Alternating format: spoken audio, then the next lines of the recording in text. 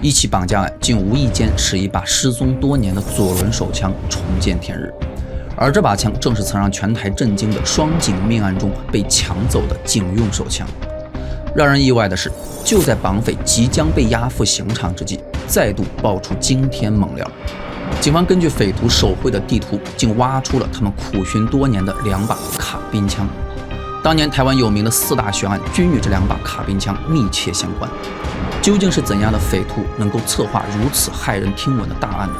又是怎样的手段被人称为台湾最高学历、最狡猾的罪犯呢？一切都要从这起天价绑架案说起。大家好，欢迎打开 X 档案。今天我们要聊的这个故事发生在台北市。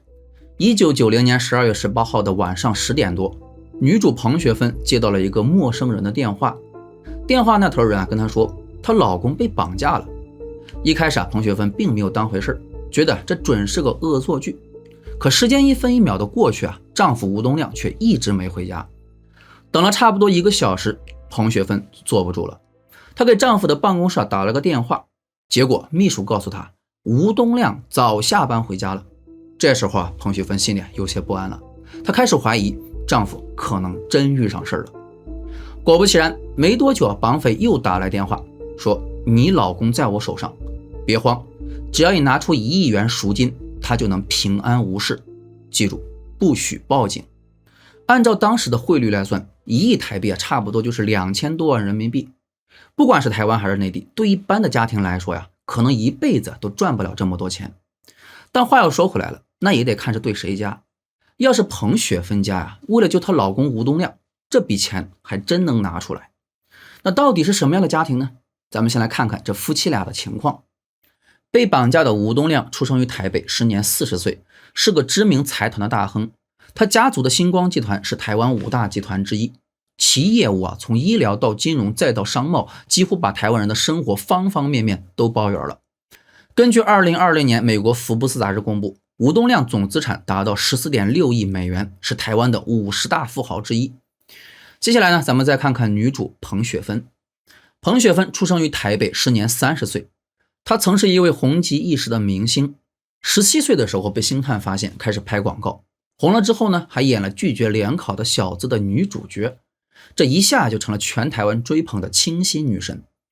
可她24岁正是红得发紫的时候，却选择了闪婚，嫁给了比她大10岁的吴东亮。这也让她的演艺生涯戛然而止。当时吴家并不同意这门婚事，不喜欢这个明星媳妇儿。这俩人呢就跑到美国洛杉矶秘密注册结婚了。一开始吴家并不承认这桩婚事，直到彭雪芬生了个儿子回来，吴家这才慢慢松口接受了他们。但在心底里吴家父母对这个明星媳妇儿还是有点不待见。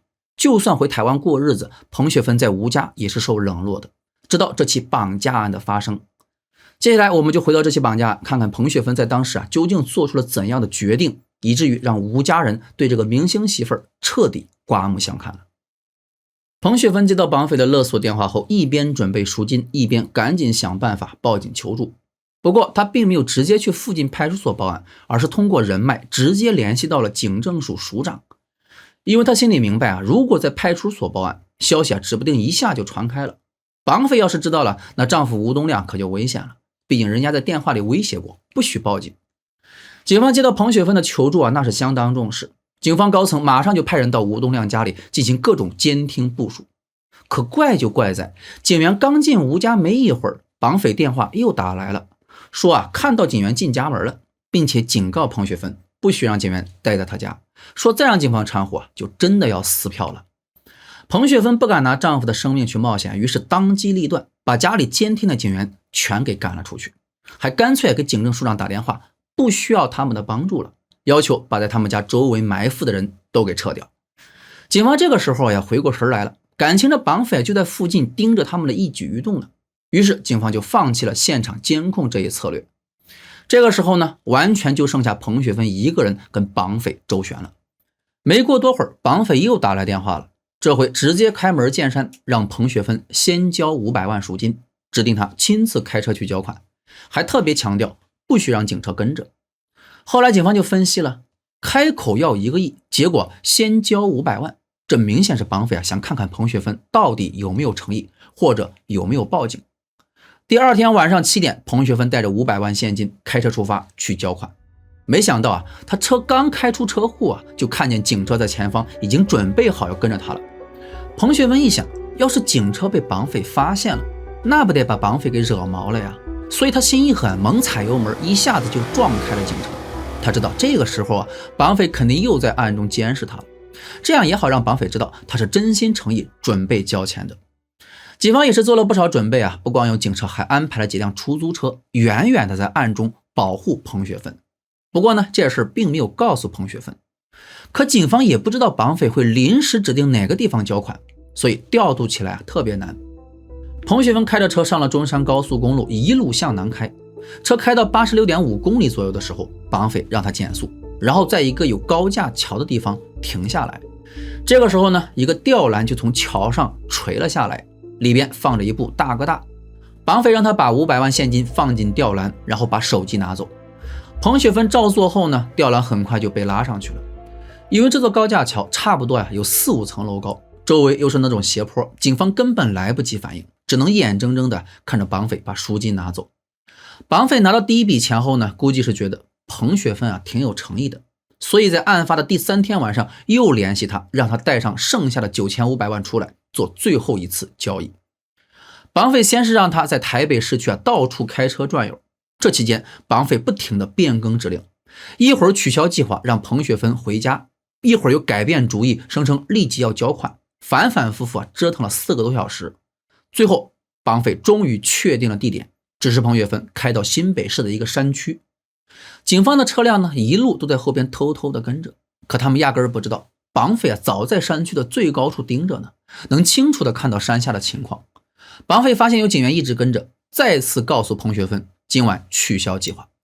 没办法，彭学芬只好再次回家。警方呢也是被绑匪耍得团团转，但是事情并没结束。到了11点多，警方都撤了，这时候绑匪又打电话来，警告彭学芬，这是最后一次机会，要是再有警员跟着，你们就等着收尸吧。彭学芬听到绑匪的威胁后，自然知道情况的严重性，随后他就按照绑匪的指示悄悄地出门进行最后一次交款。绑匪让他先去台湾大学的一个电话厅，从那儿拿一把钥匙，接着又让他赶到台北市的中泰宾馆，找到一个箱子，用那把钥匙打开箱子，里边有3个大袋子。绑匪让他把9500万的赎金分别装到这3个袋子里。彭学芬把现金装好，照着指示就去了新店山区，到了小粗坑附近的一个停车场。这个地方黑黢黢的，连个路灯都没有，什么人影都看不见。他按照绑匪的指示闪了2下大灯，把钱放下就可以走人了。就这么着，彭学芬算是完成了任务。整个交款过程没听到一声枪响，也没见到一滴血，歹徒就这么顺利的拿走了1亿元赎金。彭学芬按照指示回了家，等着绑匪兑现承诺。果然2个小时以后绑匪打电话告诉他，吴东亮在圆山保龄球馆的停车场。彭学芬赶过去在1楼停车场找到了昏迷的吴东亮。万幸的是，吴东亮没受什么伤，也没有被虐待的痕迹。看到吴东亮平安回来了，大家也总算松了口气。可摆在警方面前的新难题是，这些把警方折腾得够呛的绑匪到底是何方神圣呢？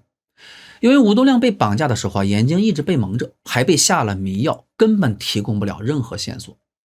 此外，整个绑架和交赎金的过程，媒体一点都没报道，一直到吴东亮安全被放了，这事才被大肆报道。这个时候呢，警方也找到了一些目击证人，根据他们的描述画出了2个绑匪的画像，开始悬赏通缉。对吴东亮和彭学芬来说，这次可怕的经历他们是一点都不想再提了。被放了以后呢，他俩就一起去了美国，在美国待了一段时间。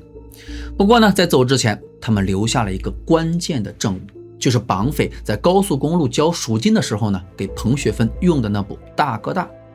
这部手机呢，只有他们夫妻俩碰过。可警方仔细一查，在电池上发现了一个不属于彭学芬和吴东亮的指纹。警方猜想，这很可能就是绑匪的指纹。那个时候指纹识别技术还不怎么发达呢，得人工一个一个的比对。所以警方就从有前科的人开始查。最后呢，这个嫌疑落在了一个叫张家虎的人身上。于是警方开始暗中调查张家虎这个人。与此同时呢，警方悬赏100万抓人的消息也有了线索。有个 KTV 的酒女举报说，有个客人特别大方，花钱跟流水似的，跟平常不一样。结果一查，这个突然变得阔气的人就是张家虎。本来穷的叮当响还爱赌博的人，突然变得这么有钱，警方对他的怀疑就更加重了。紧接着警方就把张家虎定为了头号嫌疑人，并开始抓捕行动。在同年的12月24号晚上，警方得知张家虎在新竹的某个酒馆喝酒玩乐呢，结果喝的是烂醉如泥。警方不费吹灰之力就将他给抓捕归案了。不过呢，行动到这儿还没结束。除了张家虎，警方又锁定了和张家虎走得很近的另一个嫌疑人胡关宝。这胡关宝可不得了，早年读过军校，而且成绩特别好，还被送到美国维吉尼亚军校深造过。但是回台湾以后呢，因为老是往酒吧夜总会那种声色场所跑，所以就被迫退学了。后来他考上了辅仁大学，又因为牵扯到盗窃罪又被退学了。警方琢磨着，胡关宝很可能就是这起绑架案的主谋，留下指纹的张家虎就是个小跟班的，只是听指挥办事的。经过调查，胡关宝藏在新店的某个别墅里。在锁定具体位置后呢，警方派了个女警去敲门。女警说，我是隔壁的，来借个电话。没想到这么牵强的理由居然管用。门一开，埋伏在外边的警员瞅准机会，一下就冲进了屋里。胡关宝完全没想到，这外面居然是警察，根本来不及反应就被警员用手枪给抵住了。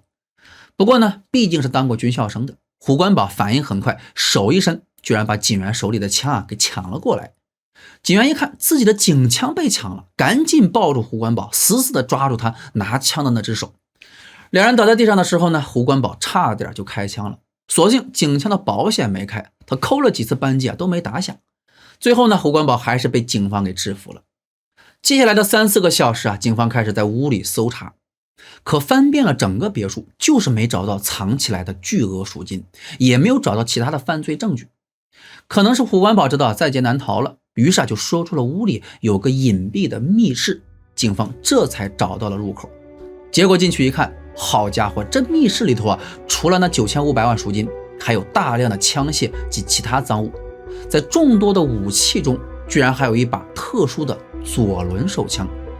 警方不解的是在黑帮里头走私的枪一般都是黑星手枪，这左轮手枪那可是警员专用的，所以大家对这把枪的来历特别的好奇。结果专案小组一查，发现这把左轮手枪居然是1985年新竹普顶双警命案里被抢的警枪。接下来我们就看看这把左轮手枪是如何跟4大悬案扯上关系的。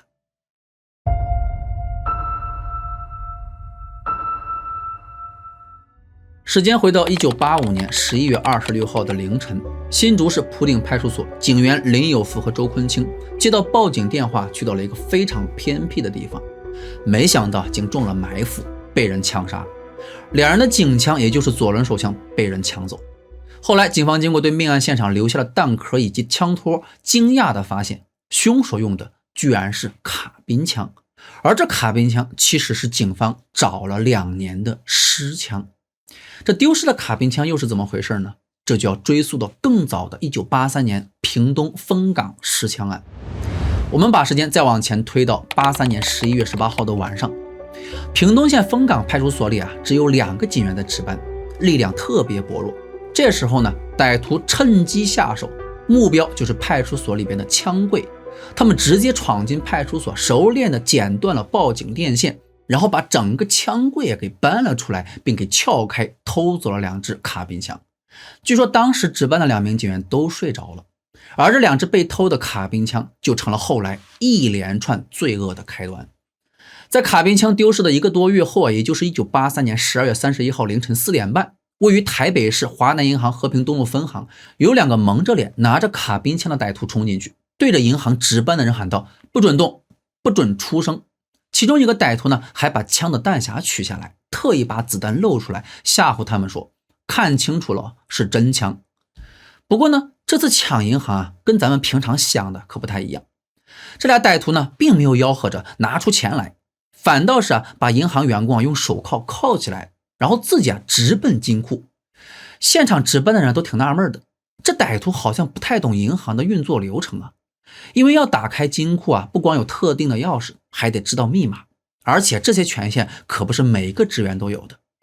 可值班人呢，刚觉得歹徒不可能打开金库的时候，却看见这2个歹徒用钥匙和密码轻轻松松就打开了金库，大摇大摆的搬走了里边762万现金。警方到了现场以后歹徒已经消失得无影无踪了。警方就纳闷了，这歹徒是怎么拿到金库钥匙的，又是怎么知道密码的呢？这个时候，所有人都不约而同的想到了一个人，那就是华南银行和平东路分行的代理行长林永全。他是掌握金库钥匙和密码的关键人物。最主要的是他就在银行被抢的前一天突然不见了人影。警方就猜测会不会是行长和劫匪是一伙的呢？所以警方有一阵子就把注意力放在行长林永全和他家人身上，盼着能从他们身上找到突破口。所以说从他家人那里并没有得到啥有用的线索，可警方坚信只要找到林永全，这案子就能搞清楚。几个月的苦苦追查之后，警方在台北县三支乡的一个废弃工厂里总算找到了林永全。可结果呢，却出乎众人的意料。警方找到他的时候林永全早已死了，死亡时间就是银行被抢的时间。警方这才明白，他们之前冤枉林永全了。林永全被反扣在一把椅子上，身上有好多地方骨折。经法医鉴定，活着的时候肯定遭大罪了。看样子罪犯是知道他手里有银行金库的重要信息，所以不停地折磨他，逼问他。就算拿到了钥匙和密码，也没放过他。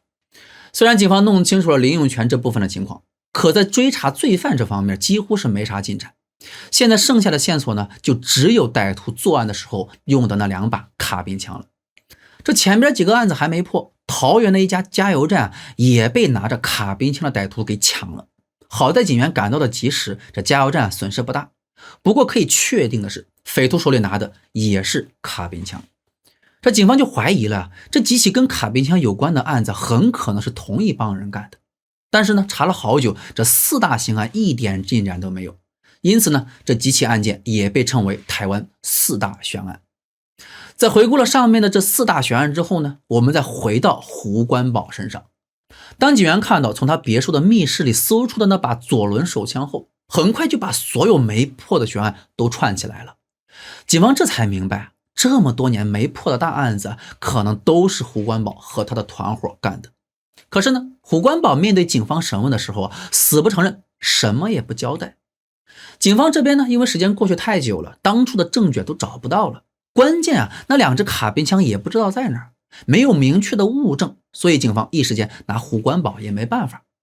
这胡关宝被押送的时候呢，媒体就问他关于警用手枪的事，他不慌不忙笑着回答：我本身并不知道那2把是警用手枪，警用的我不知道，因为我也没有接触到警察，我也不知道那是警用手枪，我只知道它是左轮。枪哪里来的？